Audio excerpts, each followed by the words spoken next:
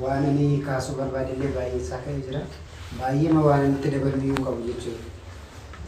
Garuu qabatamaa jiruutiin waa'ee jijjiirama amma jiru kanaa fi sirnoota moofaa dura turan sana baay'een keenya kaan itti miidhamee kaan itti rakkatee namootatu waan baay'ee irratti ta'eera jechuudha. Baay'ee isaas ni kaasuu dandeenya guyyaa biraas har'as yoo ta'e garuu amma nama burcuqqoo lamatti dhanga waan akka dhangagaa wayii fi waan akka dammaa wayii nama qopheessee itti nama waame keessaa tokko filadha. Nama ji'ee akkasitti nama waamutu jira.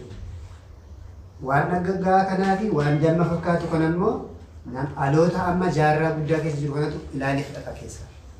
Ni beekamaadha. Jabinaaf ogummaaf taanaan beekumsaaf taanaan kiristaanni ortodoksii haa ta'u Oromoon jaarraa kana keessatti ijoo limmoo waliin waraanu.